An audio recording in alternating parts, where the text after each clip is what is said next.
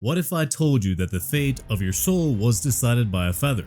That your heart, that your true self, would be weighed against a single symbol of truth, and that if it was too heavy, you would be devoured by a monster and cease to exist forever. The ancient Egyptians didn't just believe this, they built an entire civilization around this. This concept was Maat, and she wasn't just a goddess, she was law, the order, the very fabric of existence, and some say she's still watching.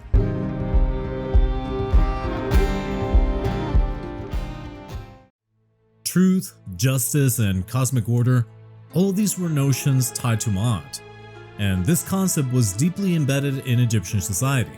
Maat wasn't just a principle, it was an abstract goddess.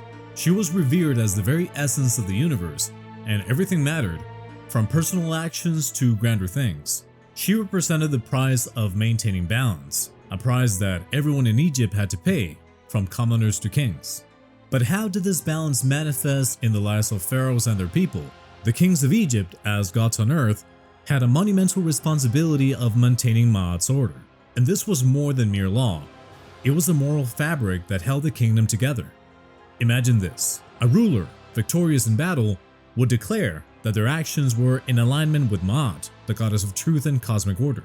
The victory was not just a military triumph, it was seen as a manifestation of divine justice, a restoration of order to the world. The ruler, as the earthly representation of the gods, was expected to act in harmony with Maat, ensuring that their reign maintained balance and righteousness. Can you envision a world where the actions of a ruler weren't just about power, but of maintaining cosmic order? This is how Maat's principles affected every aspect of Egyptian life. From the 14th century BC, Maat was shown with outstretched wings, an image of divine protection and judgment. She wasn't just a passive figure. She had the power to revive the dead with the air generated by her wings, and in her feather, she encapsulated balance and justice. And that simple feather became a symbol not just of Maat herself, but of the ultimate justice and balance in the world. And Maat's role was taken so seriously that it wasn't just about a spiritual matter. It actually constructed the very essence of what represented Egyptian society. And this carried to a lot of symbolism as well. The symbol of Maat could be often found below the thrones of the Egyptian deities. It symbolized the very foundation of Egyptian order, and every ruler, every law, and every social construct was modeled upon this foundation. So just imagine the weight of that responsibility. What if you had to live your life according to the very laws of balance, where every action has a cosmic consequence? How would that change your daily choices? The rituals honoring Maat weren't just ceremonial, they were essential for legitimacy. Pharaohs and judges were golden images of Maat, reminding the people that their actions were not just governed by human law but divine order. But here's the twist: all these symbols could mean nothing if pharaohs didn't live a righteous life, and anyone who strayed from the path would be judged accordingly in the afterlife. Anyone who acted out of alignment with Maat, whether it was through jealousy, greed, or injustice, would have the gods to answer to. A priest would normally determine punishment, but for Maat, nothing went unnoticed. What would it feel like to know that every action that you take is constantly being judged by a superior force that you have no control over? Some myths speak of a golden age where Maat ruled the earth, but when humanity strayed too far from her path, Maat withdrew, leaving only the lingering idea of her presence as a guiding force.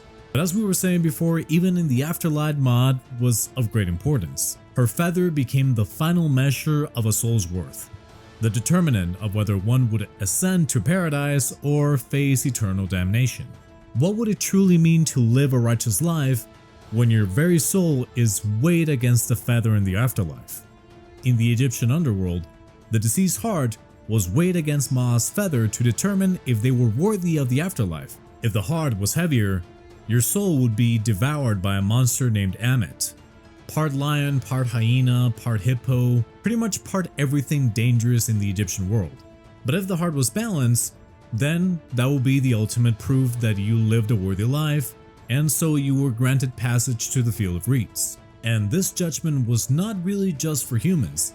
Gods had to uphold Maat's order, so her very existence shaped the destiny of every living soul.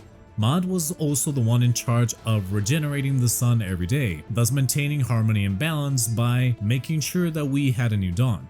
Imagine a world where not even the gods could escape the consequences of imbalance. So, what happens when the divine law is broken? During the final judgment of the dead, souls would face the final test in the Hall of Osiris. Their hearts would be weighed against Maat's feather, which, as we already mentioned, was the ultimate measure of their deeds. But this judgment itself wasn't just about escaping punishment. It represented something much deeper: the constant struggle between chaos and order, life and death, and truth and falsehood. As Egypt's religious beliefs evolved, Maat's influence began to wane a little bit during the Greco-Roman period. Some of her roles were absorbed by other gods like Isis, but in the minds of Egyptians, her principles remained eternal, guiding the universe even as the empire itself faced new challenges. The pharaoh, symbolizing the protector of Maat, was seen as the ultimate force of order, charged with preserving harmony within Egypt. But even the pharaoh faced the wrath of chaos. During the time of the Hyksos invaders, Egypt was plunged into disorder.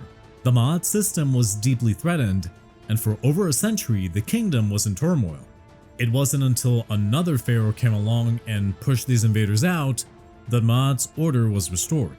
And this return of Maat to restore balance could be seen how, now in present days, rulers struggle to maintain balance and just constantly fall into chaos with so much war and just disaster going on.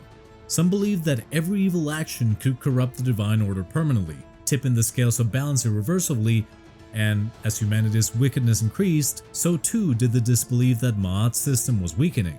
Could the actions of regular people actually bring the destruction of the universe?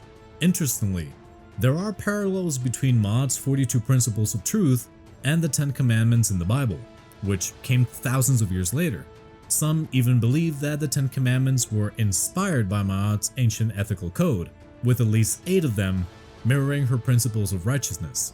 So really, Maat was more than just a goddess. She embodied the cultural ethics that every Egyptian citizen was supposed to follow. In the end, Maat was a divine principle, an ideal to strive for, a model of the perfect life to be lived. Her feather of truth, balanced against the heart of the deceased, determined the fate of the souls, making her not only a judge of life, but of death itself. And her story reminds us that balance is something very fragile, and that even the smallest misstep can tip the scales in a very bad way. Thank you so much for joining me for today's tale. If you had fun, learned anything new, please consider subscribing to the channel. Also, please share this video with someone else, that really helps a lot. And don't go away without watching one of these 2 videos up here. Until the next tale, farewell, and may the gods smile upon you.